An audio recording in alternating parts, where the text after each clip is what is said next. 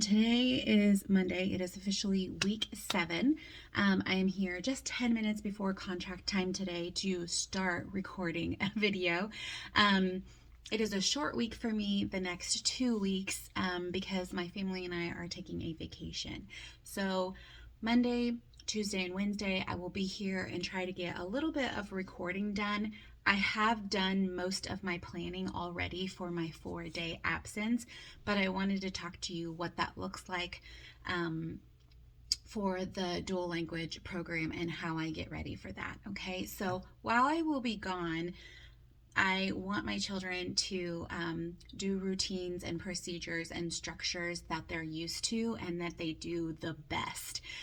So I have kind of eliminated a couple of things from their daily schedule and also implemented 1 or 2 other things that they can do pretty well independently to kind of relieve a little bit of that stress on my guest teacher. Okay, so my guest teacher, she's been a kindergarten teacher before. She's been guest teacher within our building, and she's been in my classroom before, specifically for a half day, and she's been in my English counterpart. So she already kind of knows my kids, so that eliminates a little bit of the kind of anxiety that you have about leaving your classroom for a few days, okay? But while I'm going to be gone, we are going to be using some materials that we have available to us in both languages, and doing those things. So my kiddos will be focusing on math, because math is one of the most important subjects that we are teaching in the dual language program. And then we will be doing some science and social study along with some shared reading. So I do have a very fun full days planned for them. I also am going to show them this week 2 new centers for purposeful play to kind of give them more areas that they can be in, to kind of cut down on a little bit of crowding in those popular centers, just to kind of hopefully keep the volume down. The volume during purposeful play centers has been so loud over the last week, and so I'm going to try a couple of things out these 3 days that I am here to see if we can get the volume down so that my students who are in small groups and interventions can have a little bit more ability to concentrate. Okay, so we use the Scholastic program, the Let's Find Out. So I'm going to show you what that looks like. So every month we get 3 or 4 articles sent to us from Scholastic. It's a subscription that we have available to us. These are some of the lessons for the month of September. I love that it's science, social studies, and even a little bit of SEL. Okay, now the cool thing about this is when you go to the Let's Find Out Scholastic website, you can look it up by issue, but the issues that are current are always the first things that open. And then you can toggle up here between Spanish and English. So sometimes I will get a sub that is comfortable in Spanish, and also I have an aide who sometimes will come in and teach a lesson for me. So when you go into the lesson, it has a video that kind of reads the article to you in English or Spanish. It gives your kids a dance break. It teaches new vocabulary. There's a little games that they can play. And then all of the worksheets or activities that you might need are posted there. And again, if you toggle back to Spanish, all of those resources switch to their Spanish translation. So you can get the lesson plan in English and Spanish. Now, my students had never used the Let's Find Out lessons yet, so we did one last week so that they could learn that routine and the structure of kind of like do a little bit of morning work, read the article, have a dance break, play a whole group game, do a question and answer kind of comprehension check over the article, and then they did some independent work. So I've taught them that routine. They've seen it once, so it won't be a complete surprise to them. But like I said, it'll be social studies, science, and SEL kind of all in one bang for those four. Okay, so yesterday I talked to you a little bit about how I set up my classroom for when I'm going to be having a substitute teacher. We talked about science, social studies, and the Scholastic Let's Find Out. The reason why I love the Scholastic Let's Find Out is because in the lesson plans, they tell you what standards you are working on. So you can kind of go through your scope and sequence for the year and mark off a couple of those standards, even when you have a substitute teacher. So, next, I'm going to talk to you about how I do math because we use Eureka Math, and we do teach math in Spanish from the very first day. Okay. All right. So Eureka Math is provided in English, obviously, and there are so many great resources online. If you have a substitute teacher, you can find online lessons that you could share a video and have your lesson taught very similar to the way that you would teach it during the school day. But for the Spanish classroom, there's not very many options. Now, I have been working on implementing or uploading lessons, and my goal this year is to have at least 10 per module of lessons that I have created a PowerPoint slide for, and I've gone through and kind of given instructions or independently guided students through a lesson. Okay, so that is my goal, to have 10 of those per module that I can use on days where I'm going to have a substitute teacher. Maybe days where I'm going to be testing students and I would like my classroom a little bit quieter. I will save the YouTube link to a QR code and have my kids use their iPads to scan a QR code. And it'll directly pull up the video for them. They can grab their dry erase board, their marker, their problem set, and they can rewatch the video as many times as needed. Okay. But for while we have substitute teacher, I print off the English lesson plan for them, and then I put all the materials that they're going to need for that lesson in the baggie. So in here, there's a magnetic 10 frame, there's the cubes that they're going to need, and then the 5 frame. And then my students also have a math box. It's a school box. Let me show you what it looks like. Okay, so each of my students has a math toolbox or a math toolkit, and I exchanged out all of the things that they're going to need. Right now, they have 5 cubes, and they have their number flashcards with the number and the dot on the back, because that's what we've been working on. Today, actually, we're going to be adding in the second set, or the second 5 group, and numbers to 10. But we also have like the candle flashcards that they can use. These are used in quite a few lessons in Module 1 of Eureka Math. So up at the top, they also have a hundreds chart for them to refer to. Sometimes I put their dry erase marker in there. I also have like mini versions of the number bond that are on dry erase paper. So I have these mini versions of them. Let me go see if I can find them real quick. Okay, I have the large dry erase boards and markers, which I think I've shown you before in my classroom setup. They're in blue caddies. They're like the paper size ones. But these smaller ones, they fit inside of their toolkit.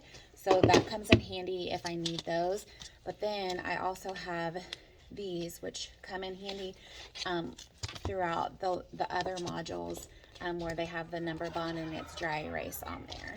So, excuse the noise. Running club is going on here. It's not contract time for me, but there is a teacher here who is running a club in the morning outside my door. So, but yeah, these are their math toolkits. These transform all throughout the years. I leave these ready for a guest teacher, but I also let her know in the plans that, you know, if she doesn't feel comfortable handing them out or doesn't think that in the moment the students can handle it, they don't have to have their own tools. She can just model for the day, and then they can have their tools. So also in the same bucket where they keep their math toolkits, I keep 5 toolkits per bucket. I also have these large dry erase boards, and then I have the cubes up here and their number path and a 10 frame, so they can pull these out. But all of this is just ready to go. I've been teaching Eureka Math for 6 or 7 years now, so I feel like it comes pretty naturally to me, and I don't necessarily have to look through all of the lessons in advance. So I just like to know that I have all my materials prepped for the whole entire year, and easily accessible, so that if I look at it in the morning, I know I'm going to need a 10 frame, or I know I'm going to need 10 cubes or something like that. But putting everything in a zipper bag, like we need big numbers, so I have laminated numbers right in the lesson plan for her, and then I staple their problem sets together for while I'm going to be gone. I wouldn't normally do this, but I'm going to be gone for 4 days, so the problem sets and the exit tickets are here all stapled together, and they're in a packet, and the guest teacher is just going to leave them from day to day to day, and then when I'm back, I can look through them, take grades if I need to, and then send them home. So that's kind of how I set up for math. I will show you one more thing. Hopefully you can hear it. It's getting really loud outside. I'm going to show you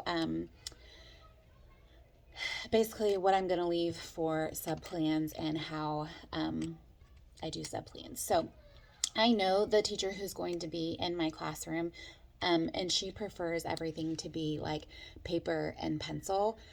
She can use technology. She does use technology, but also because I am going to be gone for more than 1 day, occasionally we have like internet outages or weather or, something wrong with technology. And if I leave her with just my Google Slides, and she cannot get connected for whatever reason, it kind of feels like she's not sure what to do, or it's a lost day. And so I definitely don't want that to happen. So let me go to my computer. I'll show you what my subplans looks like. I'll give you a little peek at my Eureka Math lessons, what those look like on YouTube, and then I'll show you my substitute folder. Okay, so I've just created my PowerPoints here in PowerPoint, my slides for math. And down here, I've recorded myself giving the instructions in Spanish. So I go through the fluency, I go through more fluency, then I start into concept development, and then after the concept development, I do a couple of practice problems from the problem set, and I have like a number of different lessons like pre-recorded. These are uploaded on YouTube, the same channel that you watch these videos on. This is just a simple Word document that kind of gives the sub instructions for specific times of day, and then I print those out and leave them here. And then our school provides us with this folder, and I'm not going to open up the folder just for privacy purposes, but inside of the folder I have my daily schedule, pictures of all of my kids, allergy information, our daily schedule, and our specials schedule, and then a lunch menu. Okay, and then I generate a QR code and print it, and then I stick that QR code right here on the front of the folder, and the substitute teacher can use any iPad and scan that QR code, and it'll pull up my teacher slides.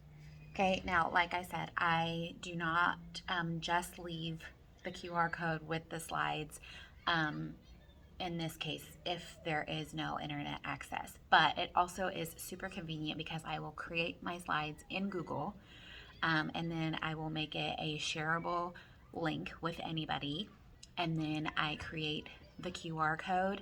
But that means that if I'm at home sick for whatever reason, or my kids are sick and I cannot make it to school to put sub plans physically on my desk, the QR code is always on this folder, and I can update it from home, and the guest teacher will be able to pull up my most current plans. So that works really well. Like if I was out in, August, but now we're in October and I'm using maybe a different greetings song, or maybe I'm using a different calendar routine, or I'm in a different unit for social studies, I can update all of that from home without having to come in, and then my aide can make my printables for me if needed. But anyways, that's a really cool tip if you didn't know how to do that or didn't think to do that. It's super, super helpful. So that is kind of how I get ready for a guest teacher. If you have any questions or comments, please leave them below. Just giving you another reminder that I'm tracking my progress this year as a kindergarten dual language teacher, and kind of hoping to be, you know, helpful to someone who is in my position, who is doing this job for the very first time, or in this position for the very first time, and doesn't have anybody to share tips and tricks with or give advice. Because when I became a dual immersion teacher 2 years ago, I scoured the internet looking for videos for dual language classrooms and was not able to find very many. So I'm glad that you're here. I hope you enjoyed this video, and we will see you in the next one. Next time I will be recording will be week 9. I won't make any recordings next week, but we'll be talking about how we prepare for conferences for 44 little people.